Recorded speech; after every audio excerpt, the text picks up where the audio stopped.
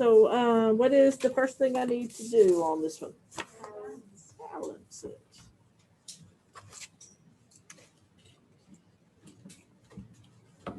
Balance it, balance it.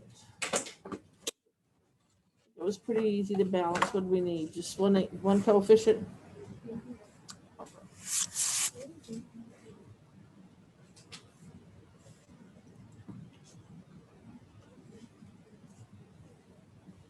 I was looking that the weather says next week we have a possibility of snow on one day, but of course that could all change. It's not till like next Thursday, but huh? Thursday or Friday. My thing said Thursday, but it could be late into Thursday evening. Yeah, I'm wait till it actually happens. It's supposed to be down in the 20s. We'll see. All right, 2 steps, but that's not enough, is it? Need 3 steps. All right, so I have. Well, I'm not gonna give myself enough room really. 0.00560 moles of zinc. Sorry, I didn't really give myself enough room. And I want to get the grams of hydrogen. All right, so 3 steps. So the first thing that I need to do, if I'm moles of zinc up here, I'm going to have to be moles of zinc here.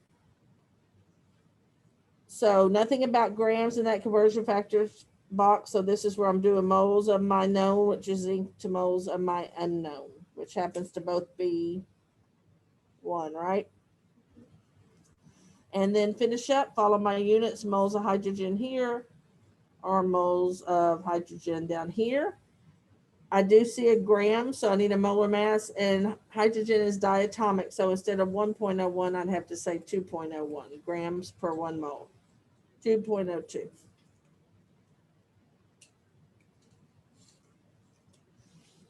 And then you would just multiply across.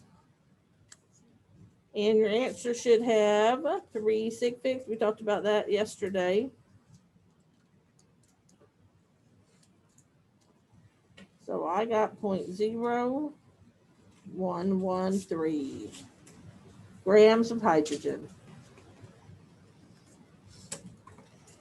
Did y'all go home and try some more of the practice with the little sheet? Did y'all like it?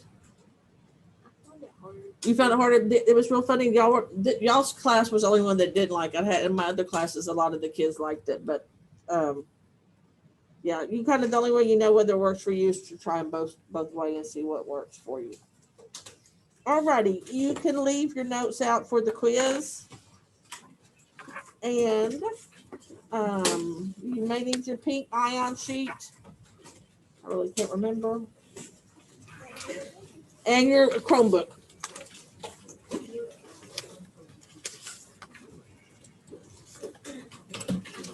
And you can just keep your Chromebook out when you get through, because we are doing your work today is on the Chromebook.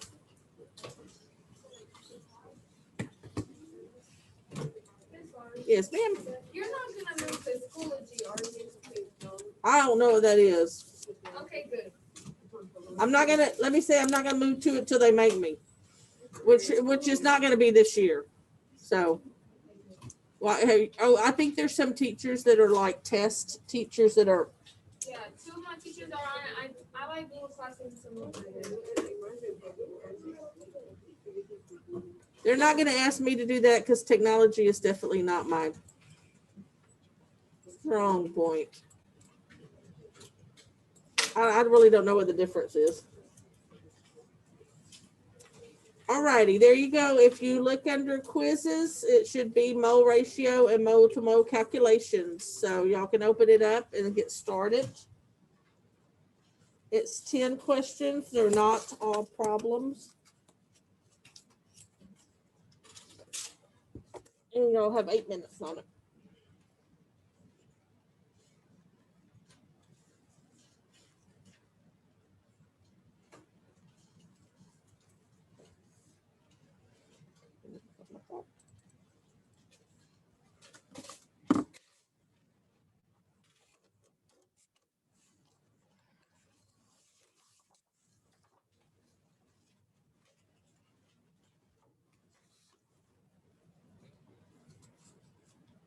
I'm gonna pass around some pieces of scratch paper if anybody wants any.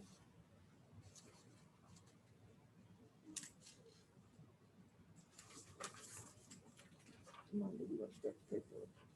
Ethan, you wanna pick scratch paper?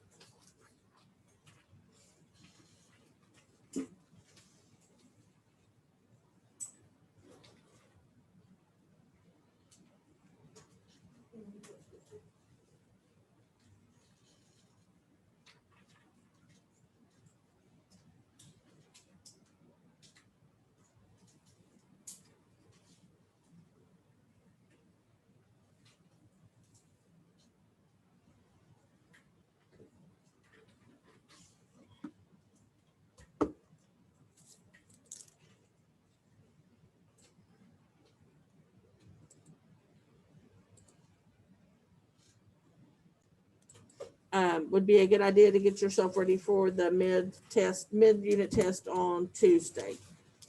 All right, so today, let's look at what we're doing today.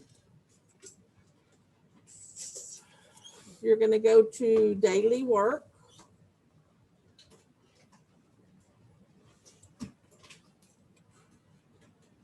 And you're going to start off with the Google Slides. And there's 10 questions. You're going to start with number 1. So here would be number 1. And you look at the question and you answer it. And you don't click on this or anything. You're going to have to keep track of it on your piece of paper, because you're eventually going to have to put your order that you answered the questions. That's how this will be graded. But everybody starts with question 1. So you look at the problem, you answer it, and depending what you answer, it tells you where to go next. So if I chose C, then I would go to problem 8, not slide 8, because the slides are one behind. And then I would do the same thing here, answer it, and it would tell me where to go. You need to keep track of the order of your numbers. If you go back to a slide that you've already done, then you did something wrong previously, because you should only hit each slide once, and you should end up back on number 1. When you get through with those and you've kept track of them, then you go into the Google form. You answer all that. When you start selecting, everybody, it says select 1. So everybody's going to start with number 1, because that was the first question that everybody's going to do. And then after that, you need to put your order. That's why you have to keep up with it. So if you went to question 4 next, then you would do that, so forth and so on. And then you do that and submit it, and that's where your grade comes from. But the way that you'll know that it may not be correct is if you go and you come back to a question that you've already done. You should be only hit each question once, and number 1 should be your very last one that you should come back to. Does anybody have any questions? All right. And it's 10 problems, and some of them aren't really problems per se. They're more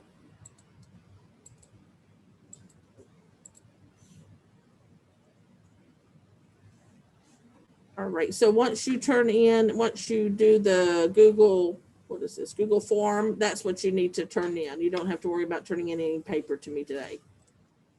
Miss Lowry, Mhm. is a watermelon ratio